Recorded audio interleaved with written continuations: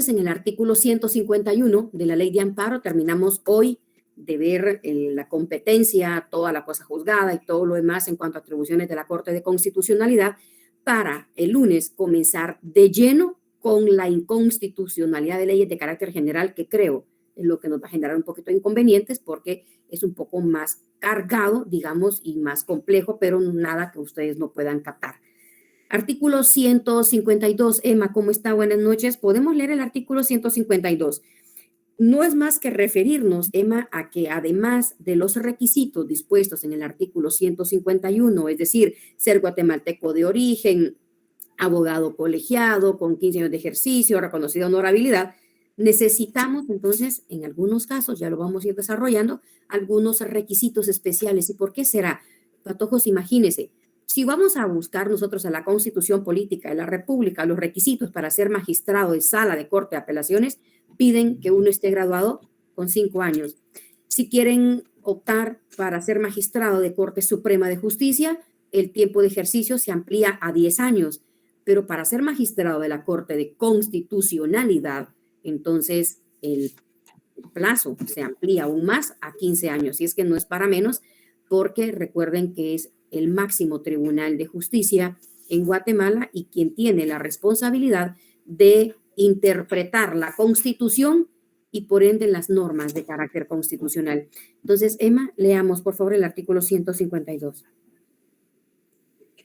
Artículo 152. Requisitos especiales. Los magistrados de la Corte de Constitucionalidad, además de los requisitos contemplados en el artículo anterior y que les son comunes a todos ellos, deberán ser escogidos preferentemente entre personas con experiencia en la función y administración pública, magistraturas, ejercicio profesional y docencia universitaria, según sea el órgano del Estado que los designe. Recuerdan que platicamos la clase anterior que para poder ser entonces designado, escogido, dice el artículo, que no debe ser escogido, es designado, para representar a la Universidad de San Carlos de Guatemala ante ese máximo tribunal, el requisito sine qua non era ser docente. Entonces, lo que está estableciendo esto es decir, bueno, señores sancarlistas, ustedes deberían de elegir su magistrado que sea un docente por excelencia. ¿Por qué? Porque podríamos haber profesionales del derecho dentro de la facultad que desempeñemos función administrativa y no estaría mal, ¿verdad? Pero lo que prevé es, mire, mejor que sea un docente. Por ejemplo, el designado de Corte Suprema de Justicia, que establece, mire, mejor que me traiga usted un magistrado de sala de Corte de Apelaciones, o mucho mejor que me traiga a alguien que fue incluso magistrado de Corte Suprema de Justicia, porque entonces se cumple con el requisito esencial que establece magistraturas, y magistraturas, ya sea magistratura de sala de Corte de Apelaciones o magistratura de la propia Corte Suprema de Justicia. Ahora bien, ¿por qué plazo se eligen o se nombran a los magistrados de Corte de Constitucionalidad? Es decir, ¿cuánto duran en sus funciones los magistrados de Corte de Constitucionalidad? Fernando, por favor, leamos el artículo 153 y de una vez con sopotoscientos amarillos el artículo que le juro que es pregunta de examen. Excelente, licenciada. Buenas noches. Buenas noches. Capítulo 2, integración, dice, artículo 153, plazo para designar a los magistrados. La Corte Suprema de Justicia, el presidente de la República en Consejo de Ministros, el Consejo Superior Universitario de la Universidad de San Carlos de Guatemala y el Colegio de Abogados deberán designar los respectivos magistrados propietarios y suplentes y remitir al Congreso de la República dentro de los 60 días siguientes a la instalación de este organismo los nombres de quienes hubieran sido designados para ocupar estos cargos en la Corte de Constitucionalidad. En el mismo plazo, el Congreso de la República deberá designar a sus respectivos magistrados. Muy bien, cada uno designado. Fíjense que es designación, no elección, ¿verdad? Pero se usa como, o escogencia, como mencionó hace rato. Por favor, Gadiel, artículo 154 para establecer el designado por la Corte Suprema de Justicia y al designado por el Congreso de la República. Designación de magistrados por la Corte Suprema de Justicia y por el Congreso de la República. La designación de magistrados titulares y suplentes por parte del Pleno de la Corte Suprema de Justicia y por parte del Pleno del Congreso de la República, se realizará mediante convocatoria expresa, por mayoría absoluta de votos y de conformidad con los procedimientos que determinen sus leyes internas. Es decir, Gadiel, la convocatoria la hace el Pleno de la Corte, los 13 magistrados en pleno, hacen la convocatoria firmada por los 13 y dice de tal fecha a tal fecha se van a recibir los expedientes para, digamos, candidatos a optar al cargo de magistrado de Corte de Constitucionalidad, y dentro de ese plazo, obviamente, ellos van a hacer las ponencias, a realizar entrevistas y todo lo demás. Por favor, artículo 155. Vamos a ver qué pasa. Entonces, Natalia Susabé de León. Podemos leer el 155 y después, Ingrid, leemos el 156, por favor. Luego, Luis Enríquez lee el 157 y ahí nos quedamos. Muy bien. Artículo 155. Designación de magistrado por el Consejo Superior Universitario y por la Asamblea General del Colegio de Abogados.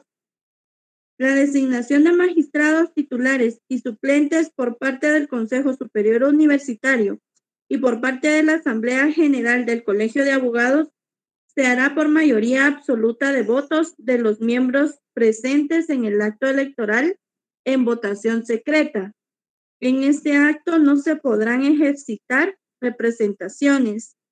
La convocatoria para el acto electoral en ambos casos deberá hacerse con una anticipación no menor de 15 días y deberá publicarse en el Diario Oficial y en 2 diarios de mayor circulación.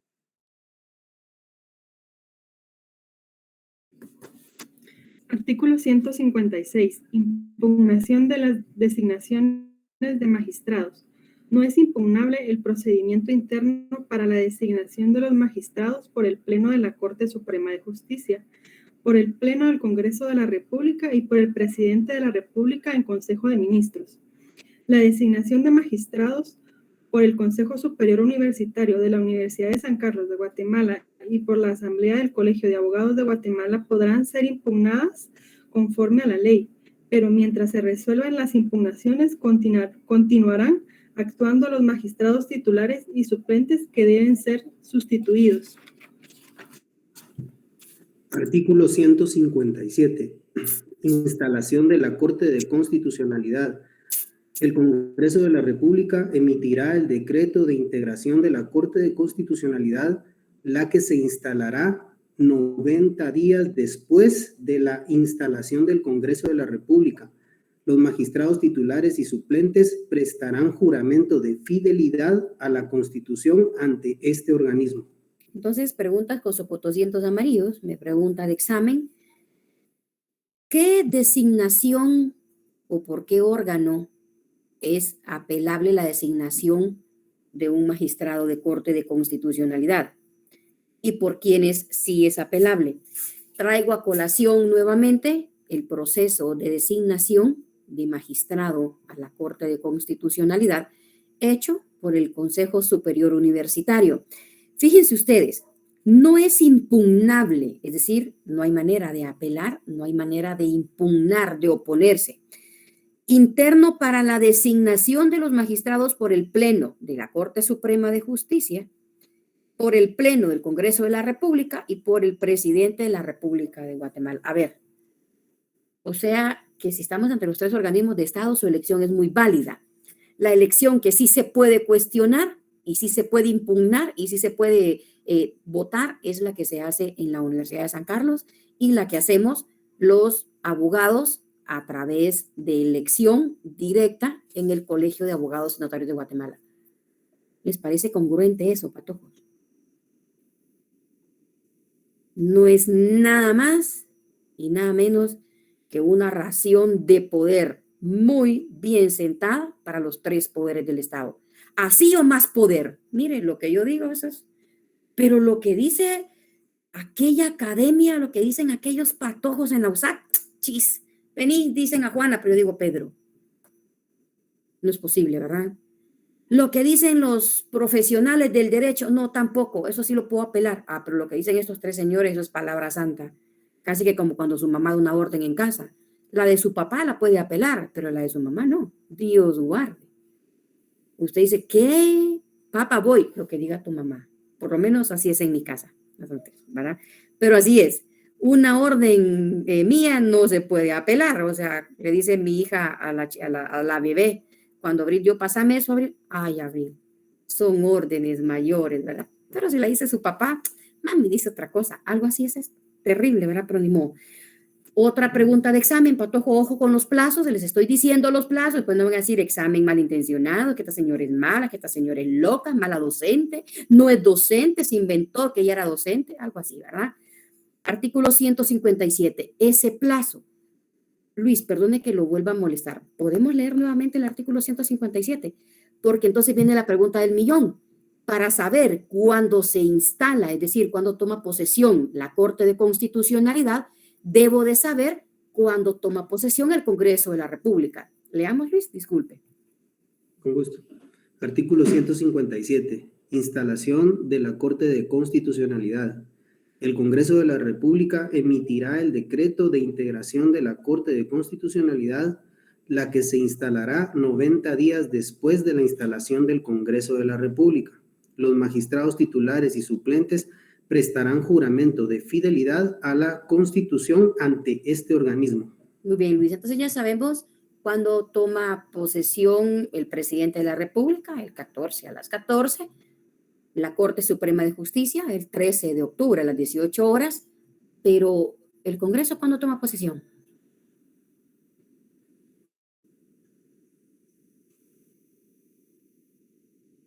¿90 días después? No, el Congreso, Natalia. ¿Qué manda Emma? Si no estoy mal, igual el 14, ¿no? Por supuesto, el 14, solo que el Congreso toma posesión antes porque tiene que juramentar al presidente. Entonces, como siempre es el 14 de enero, Emma, 100 puntos, contemos 90 días. Obviamente no nos va a casar el plazo de elección de magistrados con dice ya solo 10 minutos da. No sé qué dice Navi, no entiendo.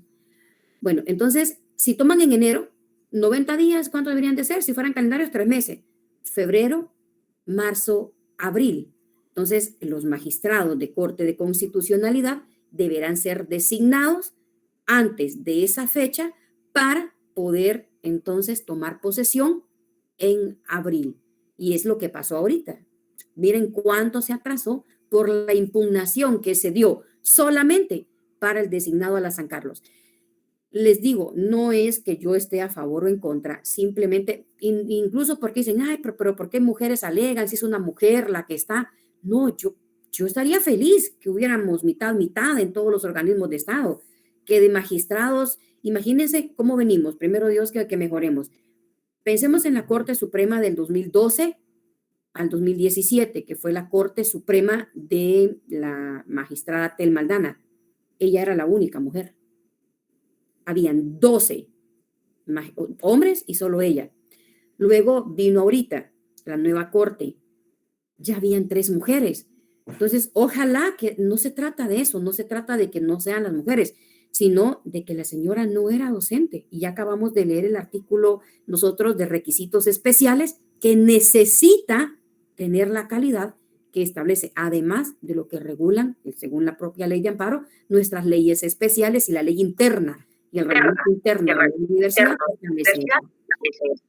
Mario, apague su micrófono si está grabando la clase. Mario Roland.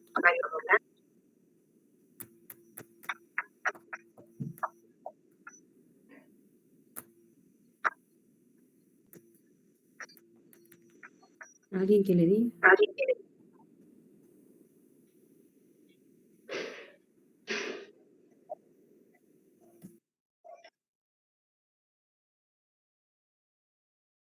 Vamos a escribir en el chat.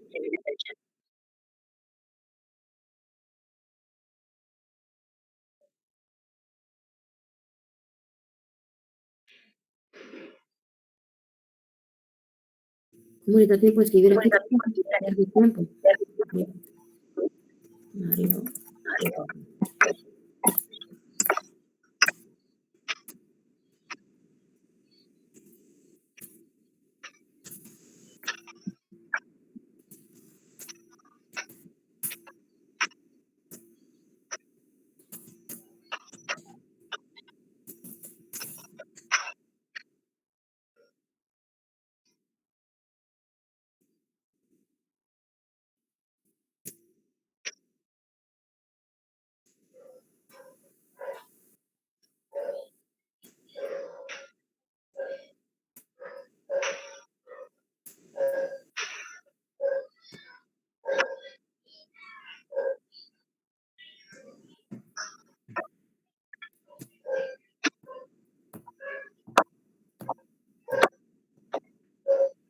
Usted lo puede desactivar.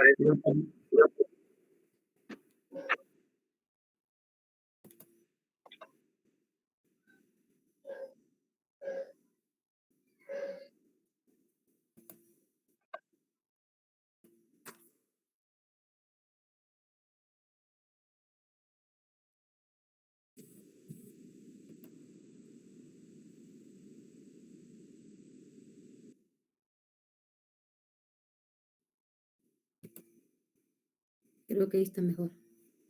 Sacándolo de la clase. Bueno, entonces, patojos, esto es para que sepamos el plazo de la Corte de Constitucionalidad. Ahora bien, ¿quién preside la Corte de Constitucionalidad? Les voy a hablar a nivel de magistrados. Si fuese la Corte Suprema de Justicia, la Constitución establece que cada año el Pleno de la Corte Suprema de Justicia designa a su presidente por propuesta de uno de los magistrados y todos dicen así, por ejemplo, elijamos al presidente de la sección A, vaya, yo propongo a Estuardo Vinicio, y va a decir Ingrid, yo propongo a Jimena, y va a decir Emma, yo propongo a Marta. Bueno, votemos todos, pues ya tenemos a Vinicio, ya tenemos a Jimena y a Marta. Entonces, quien obtenga la mayoría de votos será el presidente. Para el caso de la Corte de Constitucionalidad funciona diferente, porque aquí sí se tiene que atender y obedecer un orden. Luis, por favor, ¿no alguien que no haya leído? ¿Que quiera leer el artículo 158 para todos? Gracias, Dayana. El 158. Perdón, Sí. licenciado. Presidencia de la Corte de Constitucionalidad. La presidencia de la Corte de Constitucionalidad será desempeñada por los mismos magistrados titulares que la integran. A ver, En forma- entonces, perdón, Dayana, voy a interrumpir ahí, muñeca. No podría entonces elegirse para presidente en primera instancia a un suplente. Debe de tener la calidad de titular. ¿Estamos ahí? Podría ser primera pregunta de examen. Sigamos, Dayana. En forma rotativa, en periodo de un año, comenzando por el de mayor edad, en un orden de edades. Muy bien, entonces subrayamos el siguiente plazo, que es por un año. ¿Y quién comenzará presidiendo la Corte de Constitucionalidad? El magistrado que tenga mayor edad. Y miren, patojos, esto obedece, bueno, hoy se ve como que fuera una piedrita en el zapato la edad de uno, pero yo les digo, no tengan pena los que ya pasan de 35 y 40, que están estudiando Derecho o van por su segunda carrera, y ay, pues estás viejo. No, a mayor cantidad de canas, mayor presunción de sabiduría. O sea, y aunque uno no sepa nada, pues, pero entre más edad tenga, el IC ya se ve grande, o sea, entonces tranquilos por esa parte. Nos cuesta un montón cuando, les digo nos cuesta porque yo me gradué de abogada de 29 años y de 30 ya estaba dando clases. Entonces, yo entraba hace 11 años a dar clases y era así como que, esta patojita, o sea, pinche patojita que sabe, a darles clases a señores de 50 y 60 años. Entonces, a mayor edad, y no me digan ustedes que es mentira, cuando ven a un docente joven dicen, no sabe, no sabe. No dan el beneficio, pero ya ven a un docente grande, ¿verdad? Entonces hay presunción, el IC ya es grande, el IC tiene años, aunque tenga un año de dar clases, aunque tenga 2 años. Entonces, esa presunción legal que ustedes ya saben y la presunción humana, los patojos de clínica, opera para cualquier profesional del derecho. Así que tranquilos, si usted se gradúa de 70 años, yo lo exhorto a que incluso se postule para magistrado. Ya la presunción de que usted tiene mucho conocimiento ya existe. Y pasa incluso con los médicos. Uno va con un doctor y ve un doctor jovencito donde dice, ay, no tiene experiencia, aunque sea un nerd, ¿verdad? Aunque sea un nerd. Yo tengo 53, licenciada. Leila, 100 puntos. Yo le exhorto a que usted, cuando tenga 65 años, se postule y va la presunción de sabiduría, que ya la tiene, va a ser mayor. Así que tranquilo. Por aquellos que dicen, ay, vos que vas a ir a ejercer derecho, vos ya estás viejo. Ay, vos no sabes que aunque sea auténticas, mientras mis deditos me sirvan, yo trabajo haciendo auténticas, mis 200 pesos al día lo puedo hacer. Y aunque sea para mis frijoles, ¿cómo? ¿Verdad? O sea, no se preocupen. Las demás carreras puede que tengan un plazo de caducidad, nosotros no. Imaginémonos los arquitectos. Cada vez hay más innovaciones para arquitectos. Entonces, ya los que se graduaron ya no tienen el mismo diseño. No. Pero ¿y nosotros? Usted tranquilo. Solo eso le digo. Tranquilo. Y los que están jovencitos a esforzarse más para demostrar que uno sí sabe. Ahorita voy, Luis, les prometo, cuando ustedes van a la Corte Suprema de Justicia, se sorprenderían si vieran que los letrados, la edad media de un letrado es de 30 años. O sea, vemos gente muy joven en la Corte trabajando. Así que ustedes tranquilos. Fernando dice, 7 años me faltan para... Ya vio, tranquilo, Fernando, una asesoría medio tiempo sin lastimarse mucho, se jubila y tiene sus 4 horas 2 veces por semana. Si es a una SA, yo tengo entidades mercantiles que asesoro, una vez, 2 veces al mes y mucho de 9 a 11, 12 y se acabó, vengo para mi casa tranquilo, ¿verdad? ¿Qué manda, Luis? En ese sentido, licenciada, de hecho ahí en la institución, la asistencia técnicos, pues al llegar a los centros de detención,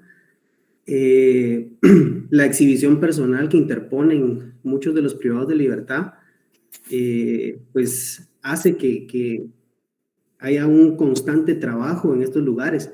Y los médicos, muchos de los médicos no llegan ni a los 30 años y ya tienen entre 3 y 4 años de experiencia y algunos buscando entrar a una subespecialidad. Sin embargo, al llegar a hacer la evaluación de exhibición personal, muchos de los privados pues no querían ser atendidos porque decían, este no me va a ayudar, o este no sabe nada, o ¿para qué me mandan a alguien así?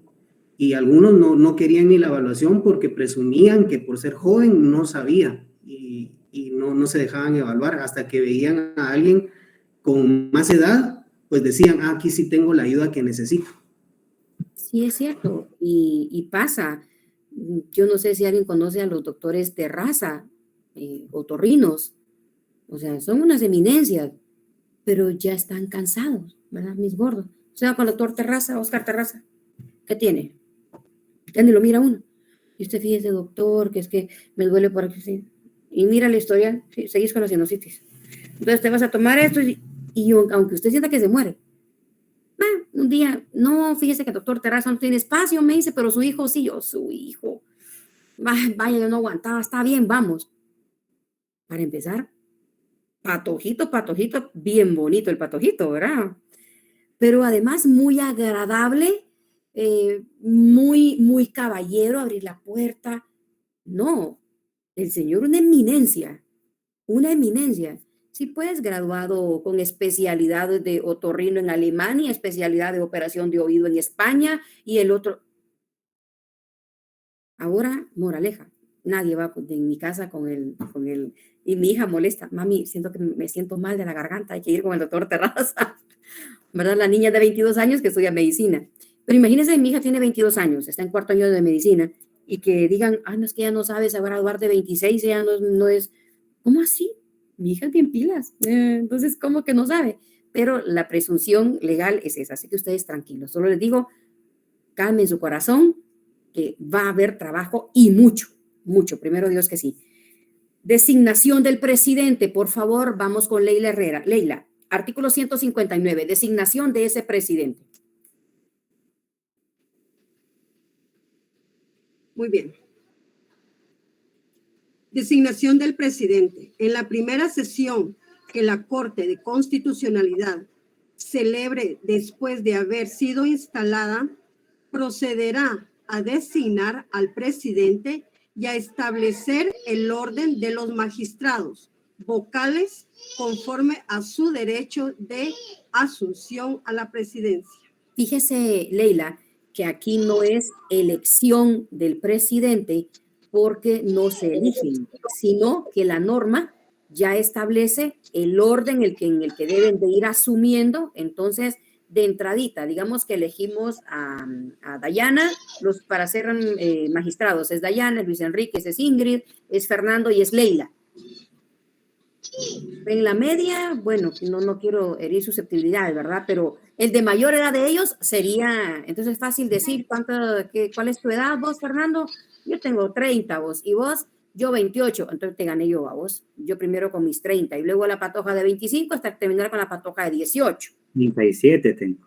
¿Ya vio, Fernando? Entonces ya lleva la de ganar, Fernando, sería primer presidente, ¿ya vio? Entonces, por eso no es elección, pregunta de examen.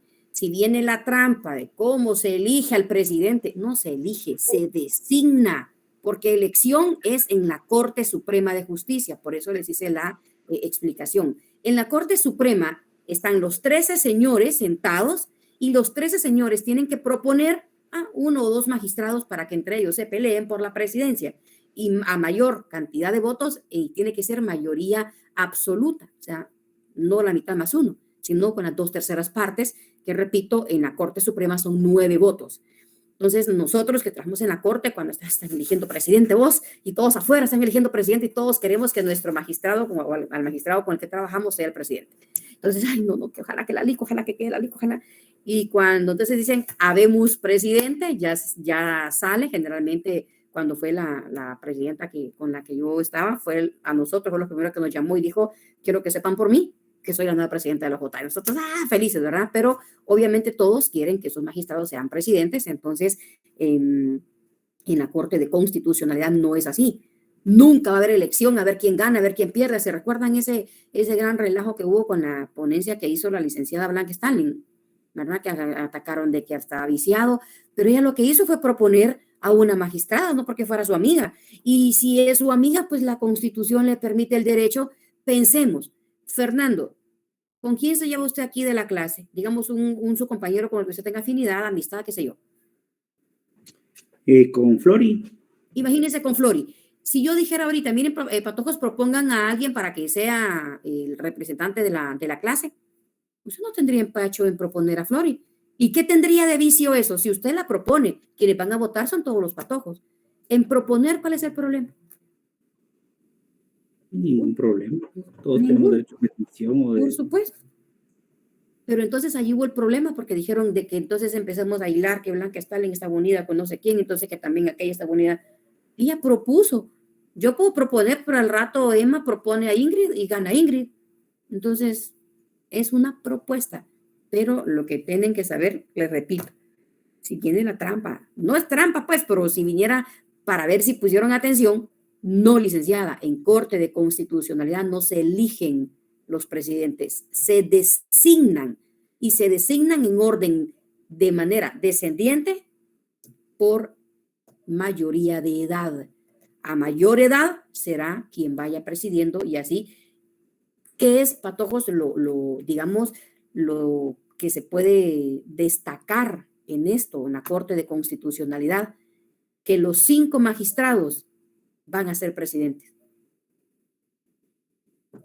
Ya sea de primero, en medio, como sea, usted sabe que si ya está allá adentro, usted será por un año el presidente del máximo tribunal de justicia en el país.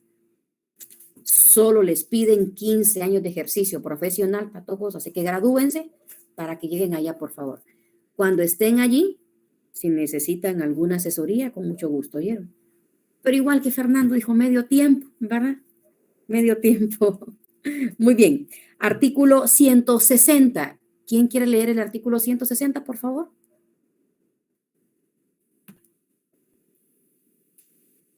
Buenas noches, licenciada, ¿se lo puedo leer yo? Sí, gracias.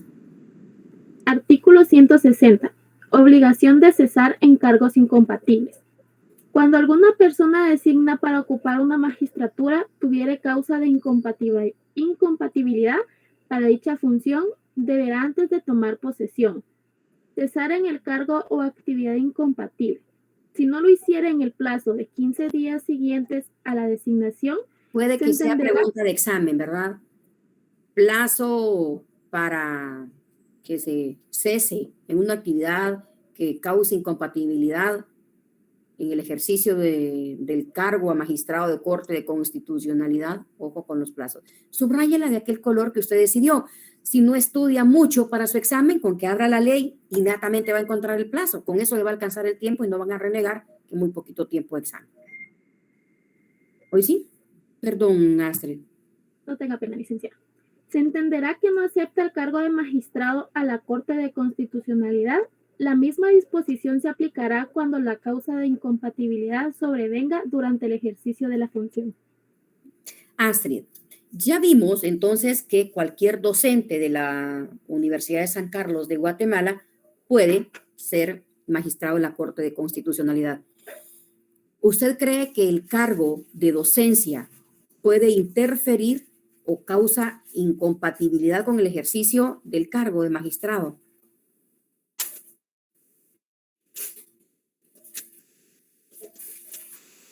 ¿Astrid?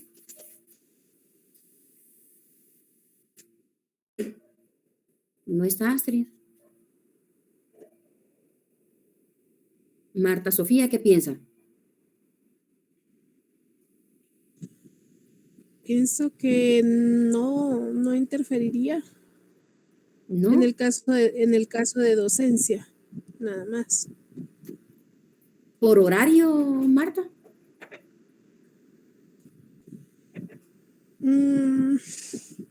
No pienso que interfiera tampoco por horario. Necia, dice usted, ¿verdad? No, licenciada, no. Así es. Pensemos en este caso, Marta, que es un catedrático de ustedes dentro de la sección nocturna. En la noche no hay sesiones de la Corte de Constitucionalidad. Y ni aún, fíjense, en la mañana. Les comento esto porque ya fue motivo de discusión de Francisco de Matavela, así es, ¿verdad? 100 puntos. Ricardo Alvarado Sandoval, maestro de maestros, nuestro catedrático de Derecho Notariado, y de hecho era nuestro catedrático cuando fue designado magistrado de Corte de Constitucionalidad. Entonces, sin ningún problema. Hubieron posturas que dijeron, es que son en la mañana, y había un docente que era, digamos, docente de la matutina. Entonces, lo obligaron, fíjense, a pedir una licencia sin goce de salario en la universidad. Por 2 días que daba clases. Y justo esos 2 días tenían reuniones en la corte. No es cierto. Incluso debería de servir la designación y las funciones, así es, el maestro, el doctor Ronnie López, debería de ser enriquecedor para los alumnos tener a un magistrado a nivel de ese órgano jurisdiccional y que les pueda ir a compartir, con los cuales los alumnos puedan intercambiar ideas, intercambiar criterios, y no que lo vean hacia arriba, ¿verdad? Porque es su catedrático, pero ya es magistrado y ya no le podemos decir LIC. A ustedes LIC me dicen, no me dicen licenciada. LIC, está bien. LIC, mire, está bien. Y como dijo el decano, miren, el Avidán me dicen a mí, decía, porque dice que un día le preguntó el de la Marroquín, el decano, vos que esos están brincones, esos en San Carlos son brincones, esos buchincheros. Mira, le dijo, vos no sabes de lo que yo tengo que pasar, le dice. Fíjate que vos, le dijo, si salís a tu facultad, a los pasillos, vos sos el señor decano. Si yo salgo a los pasillos, soy el Avidán, esos patojos no respetan vos. Yo soy el decano. Entonces, imagínese uno, es el LIC, la LIC, pues la LIC andino o el LIC, y de repente el magistrado, y ya no lo pueden ver, y ya no lo pueden, considero que no, yo sí pelearía porque los patojos no tengan por qué pagar, y además cambiarles, imagínense en abril, si empezamos semestre en febrero, en abril cambiarle el docente, porque ahora es magistrado, entonces ya no les puede dar clase. Ese es muy mi criterio, ¿verdad? Pero Ya ustedes podrán desempeñarlo, patojos, y oponerse cuando estén ahí en la máxima corte. Por favor, les encargo eso. Vamos a leer el artículo 162. ¿Qué pasa si habría posibilidad de reelección de un magistrado? Es decir, esos, ustedes dicen, ay, eso, vamos con Ivania Jolón. Ivania. Y luego Floridalma. Ivania. Licenciada. Buenas noches, mi linda. Podemos leer el artículo 162. Y luego Floridalma abre el micrófono para leer el artículo 163. Artículo 162. Reelección de los magistrados. Los magistrados de la Corte de Constitucionalidad podrán ser reelectos por el mismo organismo del Estado o institución que lo designó o por otro que tuviera facultades de designación. Es decir, que no importa, Floridalma, Ivania, quién lo haya designado. Imaginémonos que lo eligió la Corte Suprema de Justicia. Se puede designar, digamos, en este caso, o reelegir, ser designado por el Consejo Superior. Si fue designado por el Colegio de Abogados y Notarios en Asamblea General, puede ser designado nuevamente por Corte Suprema de Justicia, dependiendo de las funciones que hizo. En cuanto a los sistemas de gobierno, patojos, los que estudiamos nosotros, digamos, teoría del Estado, y vimos esos principios de la democracia, una verdadera república establece que no hay democracia cuando no se cumple con uno tan solo de sus principios. Y un principio esencial de la democracia es la alternabilidad en el ejercicio del poder. Alternabilidad. Entonces, si no hay alternabilidad, es decir, si no está hoy Juan, mañana Pedro, después María, después Juana, no se cumple con ese principio y como tal no habrían entonces, para el caso, bien, una democracia bien fundamentada. A eso es lo que se refiere decir que haya alternabilidad en el ejercicio del poder. Por eso es que quienes estudiamos Derecho Constitucional nos oponemos a esas reelecciones kilométricas. Dígase el señor de la municipalidad, ¿verdad?, que falleció. ¿Cuánto estuvo de alcalde? Licenciada, pero era electo por el pueblo. Pues es que es bien fácil estar sentada en la silla y entonces tener acceso a los medios de comunicación, a un alcalde que no tiene la misma ventaja. Además, ya nos hartamos, ¿verdad? Las mismas flores, el mismo trámetro y mismo pasos y pedales. Solo. ¿Qué nuevo propone? Y ya deje que el señor estuvo por sopotoscientos mil años allí. Dejó sucesor. Dejó sucesor.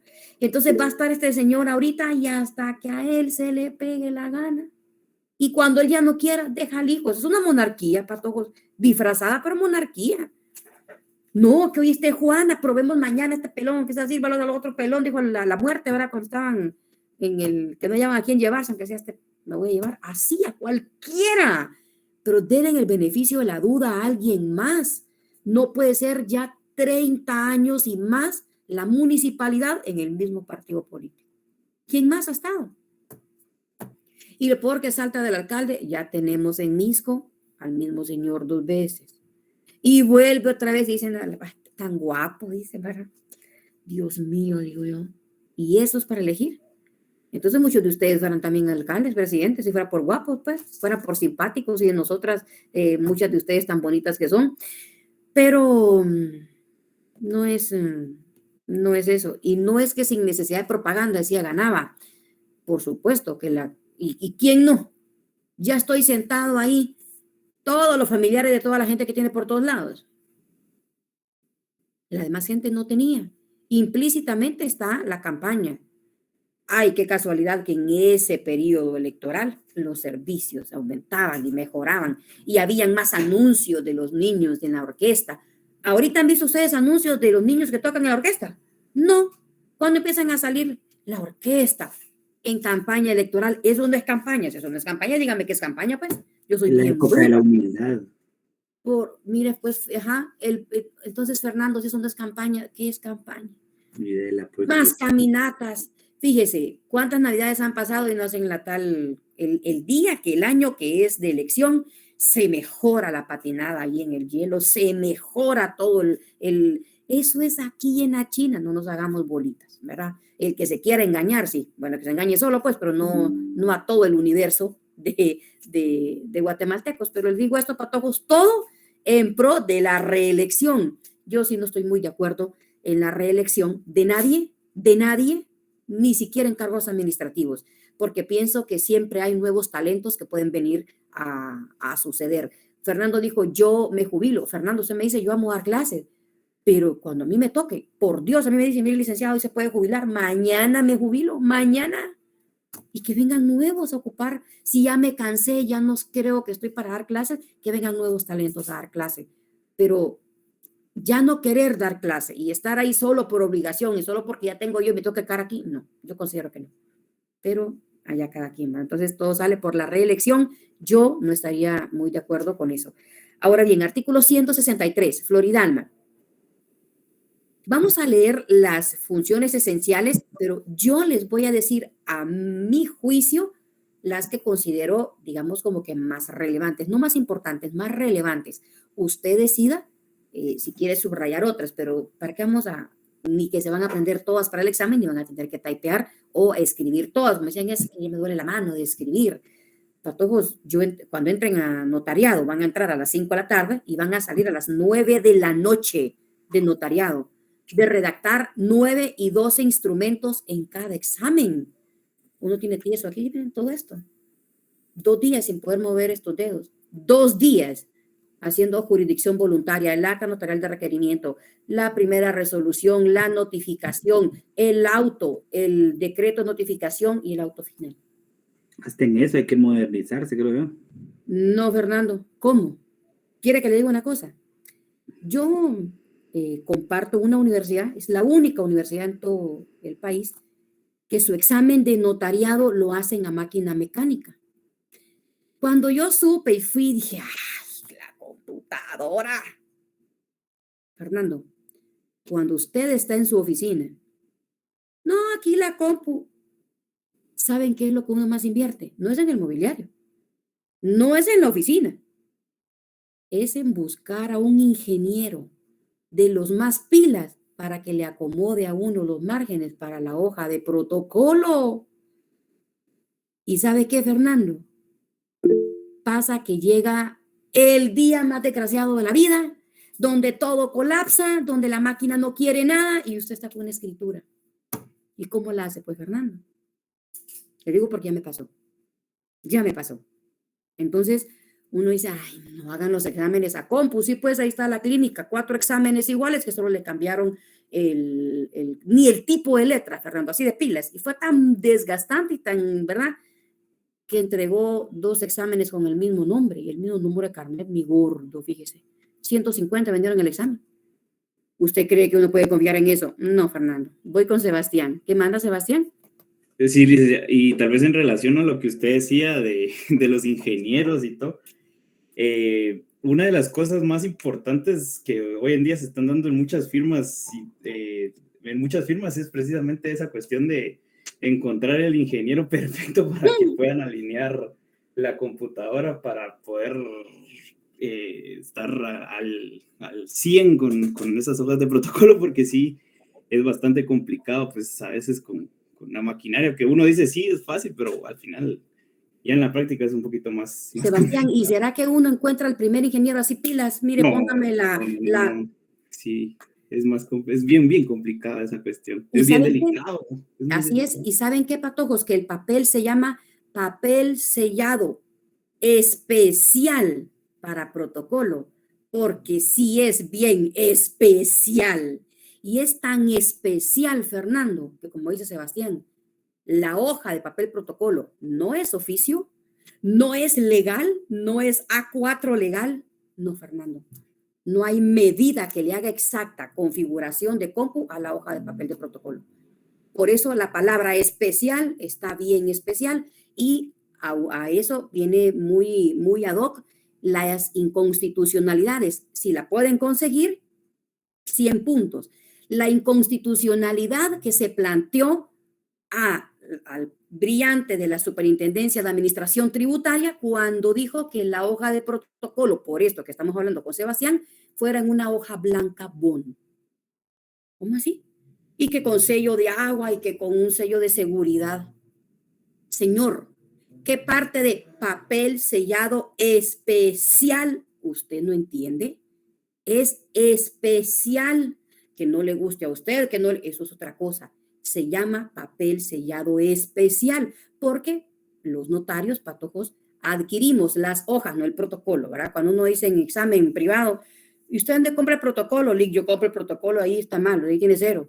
Ah, usted compra el protocolo. Usted compra el papel sellado especial para protocolo, lo adquiere en la Superintendencia de Administración Tributaria. El protocolo es la colección ordenada de todos los instrumentos, escrituras matrices, actas de protocolación y razón de legalización de firmas, artículo 8 del Código Notariado. Eso es protocolo, pero las hojas en sí son protocolos. El lote de 55 hojas que incluye la comisión no es protocolo.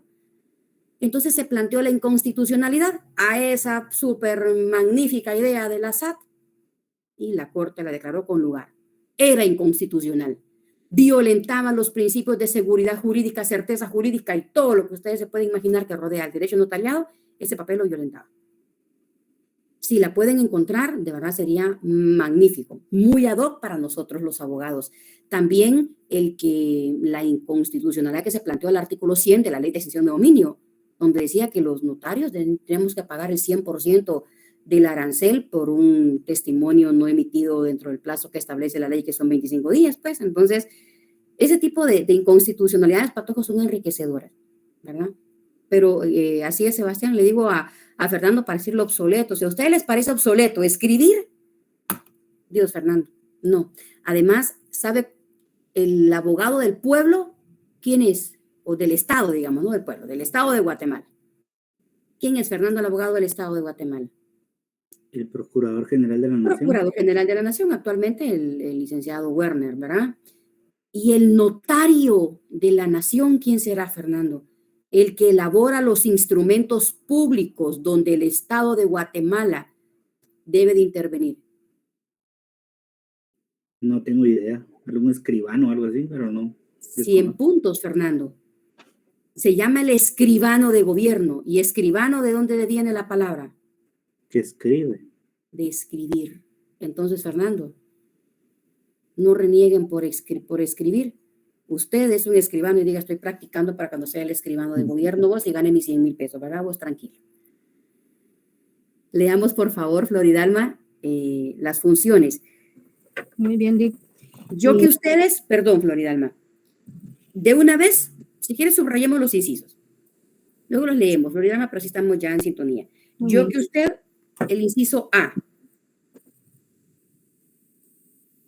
Muy bien. El inciso B.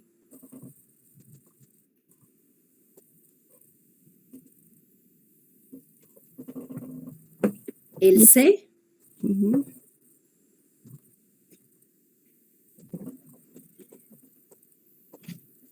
El G, G de gato.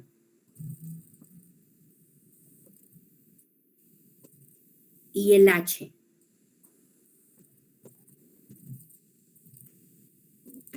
Pueden leer todos los demás, pero para efectos de examen, 2 o 3 que consignemos de estos que le di, estaría re bien. Y casi que se parece el A y el B, ¿verdad? Casi que se parece. Muy bien, capítulo 3, funciones.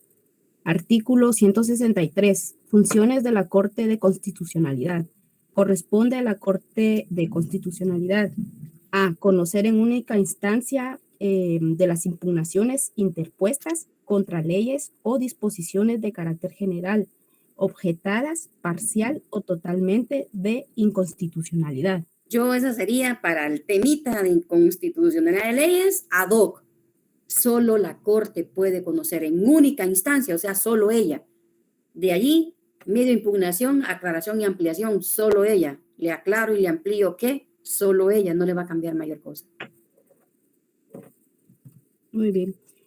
Inciso B, conocer en única instancia en calidad de tribunal extraordinario de amparo las acciones de amparo interpuestas contra el Congreso de la República, la Corte Suprema de Justicia el presidente y el vicepresidente de la República. C. Conocer en apelación de todos los amparos interpuestos ante cualquiera de los tribunales de justicia. Si la apelación fuere contra de una resolución de amparo de la Corte Suprema de Justicia, la Corte de Constitucionalidad se ampliará con 2 vocales, escogiéndose los otros 2 magistrados por sorteo de entre los suplentes. Ya lo vimos, ¿verdad? No van a ser 5, sino que por sorteo se van a sacar 2 de los suplentes y ahora será 7. Muy bien. El inciso G, compilar la doctrina y principios constitucionales que vaya sentando con motivo de las resoluciones de amparo y de inconstitucionalidad, manteniendo al día el boletín o gaceta jurisprudencial. Agréguele todos, ver artículo 43. Ver artículo 43. Fernando, ¿podemos leer el artículo 43, por favor? Y Floridalma, por favor, me espera un momentito, muñeca.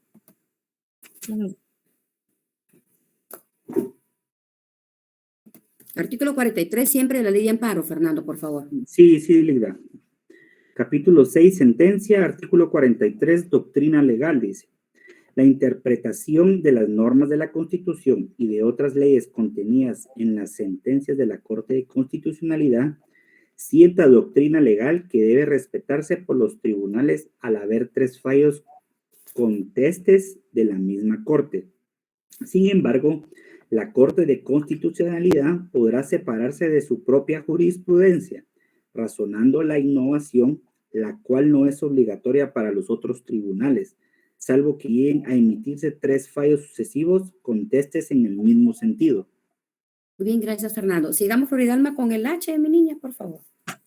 Muy bien. Emitir opinión sobre la inconstitucionalidad de las leyes vetadas por el Ejecutivo, alegando inconstitucionalidad. Bueno, patojos. Ya lo discutimos nosotros en la clase de Derecho Civil, pero, Fernando, ¿por qué en Guatemala? Fíjese que el Código Civil, en el artículo 4, no sé si lo tiene por allí, para que lo podamos leer y nos fundamentemos. Esa inconstitucionalidad, patojos, esa es muy buena también. Fernando, el artículo 4 del Código Civil establece identificación de la persona. La persona se identifica con el nombre con que fue inscrito, así, o se inscribe en el registro civil, el cual se compone del nombre propio, o su nombre de pila, y el apellido de sus padres casados o no casados. Fíjese, apellido de sus padres casados o no casados. Si es el apellido, o establece ahí, y el apellido del papá y el de la mamá. No, ¿verdad? No. Entonces, ¿qué apellido lleva usted primero? ¿El de su papá o el de su mamá? El de mi papá. ¿Por qué? Yo también llevo el de mi papá. ¿Por qué será? Pero no sé, desconozco, pero aquí dice que los hijos de madres solteras... No, ahí dejemos, ahí no. Pensemos, los de madres solteras son los no reconocidos. No, pensemos los que sí tenemos apellido de papá, sea que están casados o no nuestros papás. ¿Por qué nos van a inscribir? Y siempre es el apellido de papá y no el de mamá primero, si el Código Civil no da un orden. Sí, ahí sí que saber, está muy patriarcal esa cosa ahí. Fernando, ¿qué manda Ingrid? Por costumbre, pero realmente debería ser primero el de la mamá porque la maternidad no se cuestiona, pienso yo. De hecho, lo vimos en Derecho Civil, ¿verdad? O sea, la paternidad se prueba, fíjese, la paternidad. Por la madre, dice, por el simple alumbramiento. Y ni modo, ¿de quién podría dudar que la Brilcita y la Silvia Marixa son mis hijas? Nadie. Pero los hombres dicen, ¿y cómo? No, y hasta el mal dicho horrible que tienen, ¿verdad? Hijo de mis hijas, mis nietos serán hijos de mis hijos, en todo estarán, son horribles, ¿verdad? Pero Fernando, una explicación lógica es lo que usted acaba de decir. Un sistema evidentemente patriarcal que deriva del derecho romano. Pero está bien que por allá hubiera funcionado el asunto, pero ahorita en pleno siglo XXI seguimos en las mismas. Entonces hubo una señora de apellido Flores que llegó con su hija casada, es que eso es lo más grave, cuando estamos casadas, con su muchachita en brazos, los documentos del hospital, le dijo en Renat, vengo a inscribir a mi hija. Ah, sí, ¿cómo se va a llamar la nena? Flores Mejía, digamos. Ay, no, señora, es que usted está casada. Es Mejía primero y Flores después. ¿Por qué le dijo?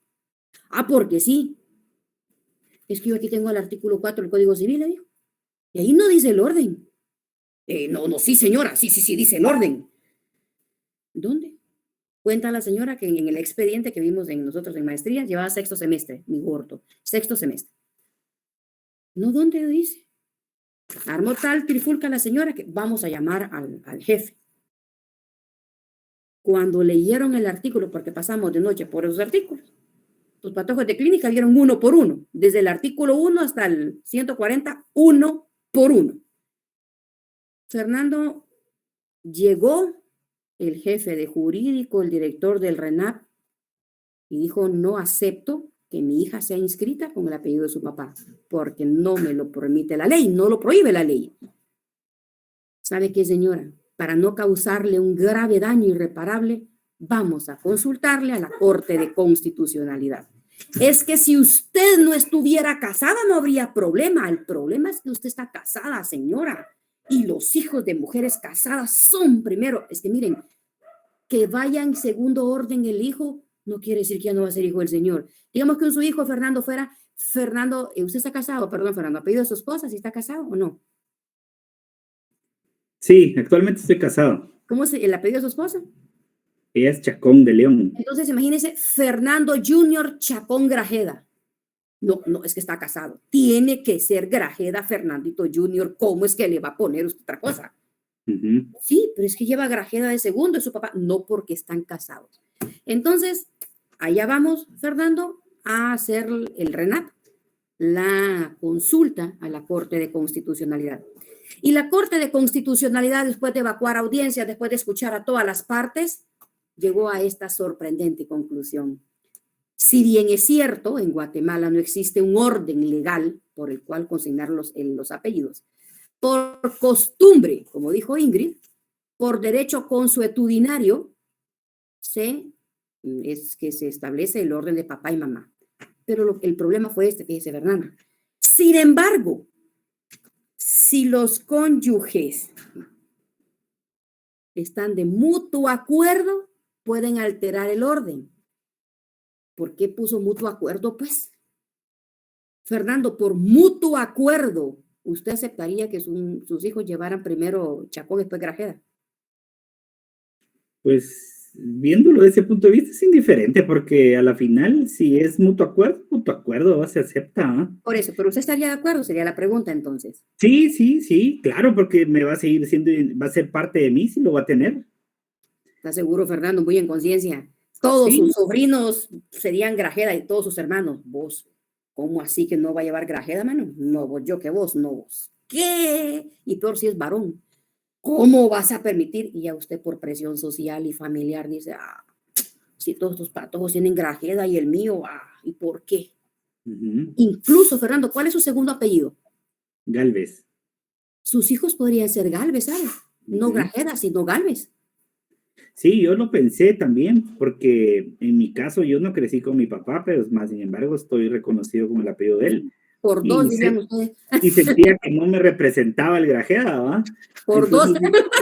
Entonces dije, Gal, pero como todo es trámite, ¿va? Y pisto, entonces, que se quede eso.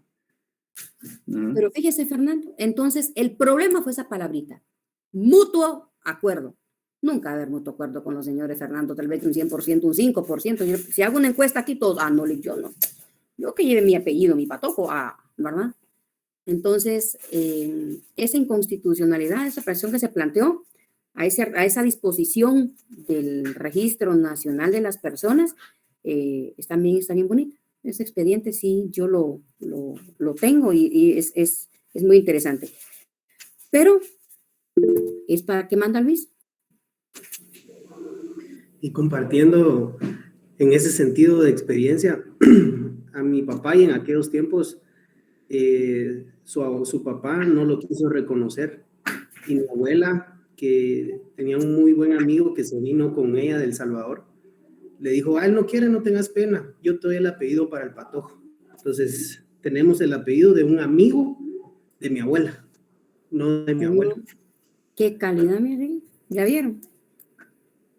Pero como creen que ser hombre es andar teniendo 20,000 hijos, ay, mis gordos, pero bueno, patojos, funciones, nos quedamos aquí con las funciones de la Corte de Constitucionalidad. Los veo primero Dios el día lunes, que tengan un bonito fin de semana y tengan un reparador descanso. Hasta entonces. Feliz noche, licenciada. Feliz noche. Buenas noches, licenciada.